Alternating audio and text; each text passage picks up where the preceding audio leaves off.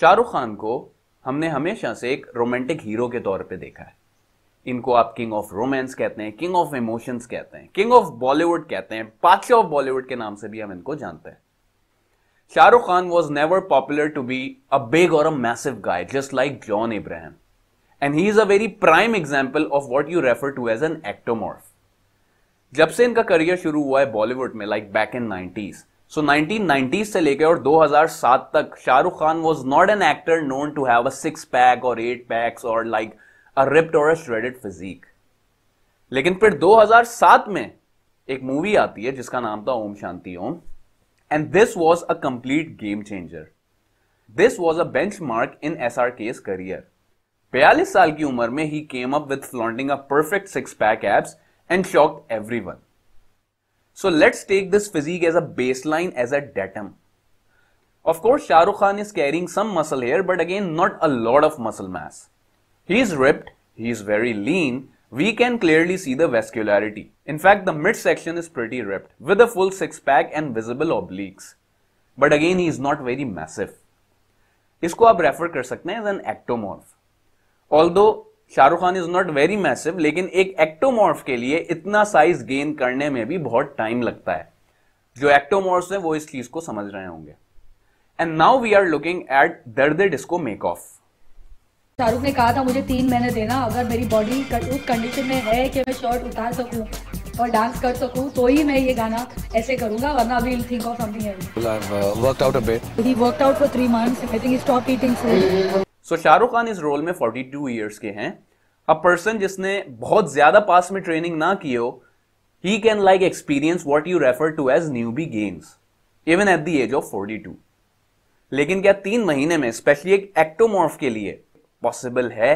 Specially when SRK said I worked out a bit. Do you think it's natural? And now we have his personal trainer Prashant. I've been training Shah Rukh Khan since 20 years now. Shah Rukh Khan came to our gym. I was working in Bandra, so we started training for his knee, and he wanted to shoot for the Ashoka. So this is very interesting. प्रशांत का ये कहना है कि वो शाहरुख खान को पिछले 20 साल से ट्रेनिंग दे रहे हैं। सो इसका मतलब ये है कि शाहरुख खान ने ये फिजिक 3 महीने में डेवलप नहीं करी, उनको टाइम लगा इस लेवल पे आने पे, plus his genetics. He is genetically a pretty lean guy, and he has also dropped his body fat here. Of course, he is not carrying a ton of muscle. So based on his trainer's statement, let's assume कि SRK is natural here. And this is what we are taking as his baseline, as his datum.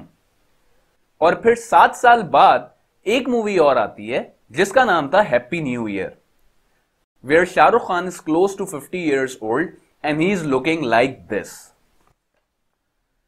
He is not lean here, but he is super shredded here. He is all dried out. और इस movie से शाहरुख खान ने अपने ही पिछले benchmark को beat कर दिया है। And this is the footage we have. He is having a back pose here. I would say this is pretty incredible here for a 50-year-old guy. कितने लोग ऐसे हैं जो 50 की एज में ऐसे दिखते हैं? And then we have a side pose here. I mean, this is very impressive. Hats off to all his hard work. और अब हम देख रहे हैं शाहरुख खान की workout video. And honestly, he is pretty jacked here from the back. Honestly, he is looking like a competitive athlete from the back. लग नहीं रहा कि ये बंदा 50 साल की उम्र का है, honestly. I mean, literally hats off to this guy. And now this pose. इसको आप कंपेयर कर सकते हो 2007 की मूवी ओम शांति ओम से। I would say he has at least added 5 pounds of pure lean tissue in his frame. And here we can see vascularity plus striated shoulders with a complete 8-pack abs. He is having a lot of difficulty lifting weights because itne low body fat zone mein you are barely functioning. So based on this footage, I would say he is just under 6% body fat. And let's now compare Shah Rukh Khan's physique in 2007 and in 2014. सबसे पहले हम compare करते हैं front से। 2007 में Shahrukh Khan wasn't carrying a lot of muscle as he was 42 years old. लेकिन 2014 में Shahrukh Khan is about 5 to 10 pounds heavier and at the same time leaner as well. He is under 6% body fat. And now let's take a side pose comparison. यहां पे भी easily observe किया जा सकता है कि Shahrukh Khan is obviously leaner in 2014 as compared to 2007 and at the same time he has added couple pounds of lean tissue. And now let's do it from the back. And this is the pose where majority of the comparison can be drawn. And there is a very dramatic change, a very dramatic difference on SRK's back. मुझे हैरत होती है जब लोग बोलते हैं कि शाहरुख खान के अंदर है क्या. I mean, what the hell is wrong with you guys? Just look at his back. People have no clue what they are saying. This is what a benchmark is on social media these days. In दोनों comparisons में, the guy on the left is 42 years old, while the guy on the right is about 49 years old. 30 साल की उम्र के बाद आपके endogenous androgen production, जिसको आप टेस्टोस्टेरोन कहते हैं, नेचुरल टेस्टोस्टेरोन आपकी एबिलिटी होती है, वो नेचुरली डिक्लाइन पे जाती है. फिर भले आप कितनी अच्छी ट्रेनिंग कर लें, कितना अच्छा आप न्यूट्रिशन रख लें, after 30s at some point आपके नेचुरल टेस्टोस्टेरोन लेवल्स वो कम होना शुरू हो जाते हैं. क्यों होना शुरू हो जाते हैं? Because this is what ageing is. हर शख्स जिसने इस दुनिया में आना है उसने जाना भी तो है ना. So there is an ageing process. So as part of the ageing process आपके टेस्टोस्टेरोन लेवल्स जो नेचुरली आप प्रोड्यूस करते हो वो कम होते रहते हैं, वो डिक्लाइन पे जाते हैं. तो अगर मैं आपको बताऊं कि शाहरुख खान जो 2007 में 42 साल के थे वर्सेस वो शाहरुख खान जो कि 49 ईयर्स के थे 2014 में, तो दोनों केसेस में जब वो 42 साल के हों या फिर 49 ईयर्स के हों, दोनों केसेस में उनके टेस्टोस्टेरोन लेवल्स इतने नहीं होंगे जितने वो मिड 20s में होंगे. सो जो इंसान 20 साल से ट्रेनिंग करता हुआ आ रहा है, this is what his trainer says, जो अपनी जवानी में इतना इंप्रेसिव ना दिखाओ. ठीक है, हम मान लेते हैं कि उस वक्त 6 पैक्स या फिर 8 पैक्स या फिर रिप्ड श्रेडेड फिजिक का इतना कॉन्सेप्ट नहीं था. But even if we assume कि he was natural in Om Shanti Om in 2007, so after training for a long time, वो इंसान जब अपनी 50 की एज में आता है and he adds at least 5 pounds of lean muscle in his frame, while at the same time he is super dried out, he is all shredded, he is under 6% body fat. So is that humanly possible? Of course not. This is not possible naturally. Because देखें, it's not very difficult to tell. 2-3 parameters है ना. पहला factor क्या है? As. He was about 50 years old in Happy New Year. 50 साल की उम्र में ऑब्वियसली आपके नेचुरल टेस्टोस्टेरोन लेवल्स वो ऑलरेडी बहुत ज्यादा, they are like about to crash. तो पहला फैक्टर हो गया एज का. ऐसे में a person who has been training for a long time adds on couple of pounds of muscle in his frame and at the same time क्या हो रहा है? He is becoming leaner. Shahrukh Khan in Happy New Year was leaner than most men's physique competitors. Under 6% पे वो लोग भी नहीं होते, वो भी like 7-8% body fat पे होते हैं. So does that even sound natural? Do you think it's like very difficult to say? I don't think so. So in Happy New Year, Shahrukh Khan was not natural in my opinion. Again, I'm not taking away anything from Shahrukh Khan. वो king of Bollywood, बादशाह of Bollywood, king of romance थे और हमेशा रहेंगे. And honestly जो hard work उन्होंने इस as में करी है, इनफैक्ट जवानी में लोग इतना नहीं करते.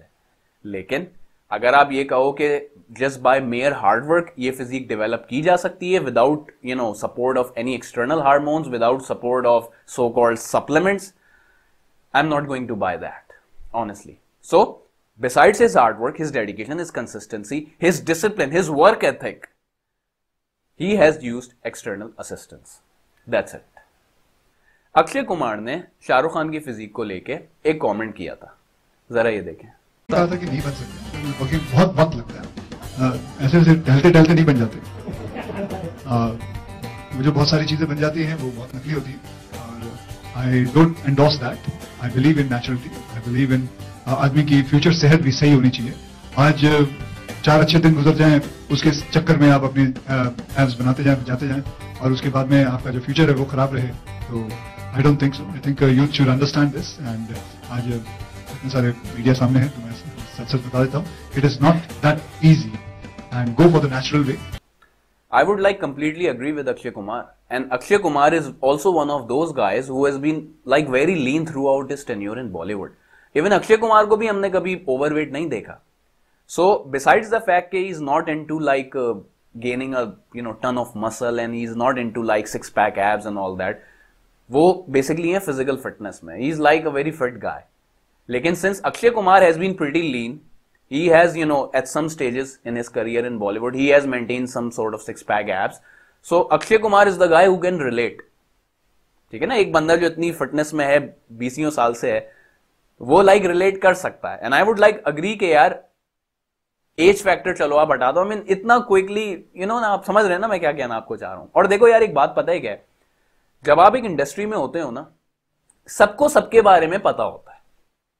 यानी कि जब आप एक ऑर्गेनाइजेशन में काम करते हो, आपको पता होता है यार एडमिन वाला कैसा है, आपको पता होता है एचआर वाले कैसे हैं, आपको पता है दूसरे डिपार्टमेंट्स वाले कैसे हैं। ऐसा नहीं हो सकता कि आप एक इंडस्ट्री में हो और किसी को किसी के बारे में ना पता हो। जैसे कि मुझे याद आ रहा है, रणदीप हुड्डा ने एक बार एक इंटरव्यू में एक चीज एक्सेप्ट करी थी। एक्टर भी क्या करते हैं, एक हफ्ता 10 दिन पहले नमक पानी ये वो छोड़ के डायरेक्टिक्स खा खा के वहां पे वो दिखने के लगते हैं। He is bang on. Celebrities जो है वो डायूरेटिक्स का इस्तेमाल करते हैं। डायूरेटिक्स क्या करते हैं, समझ लें आपकी बॉडी से जितना पानी है ना, वो जो एक ड्राइड लुक आता है वो डायूरेटिक्स की वजह से आता है। ये क्या करते हैं, आपकी बॉडी का समझ लो सारा पानी है ना, वो निकालने में, वो फ्लश आउट करने में आपको मदद करता है। This is what diuretics do, and even diuretics is a banned substance.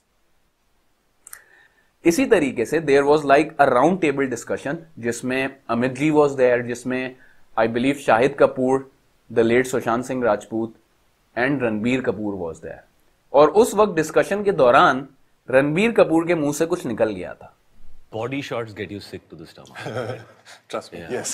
Yeah. Clean butone, clean butone, clean butone, clean butone. You don't have to name You're that not thing. supposed to say that, but okay. Yeah. This is what happens all the time. And I would like highly doubt के रणबीर कपूर ने कभी क्लेनब्यूटेरॉल अपने career में use किया हो।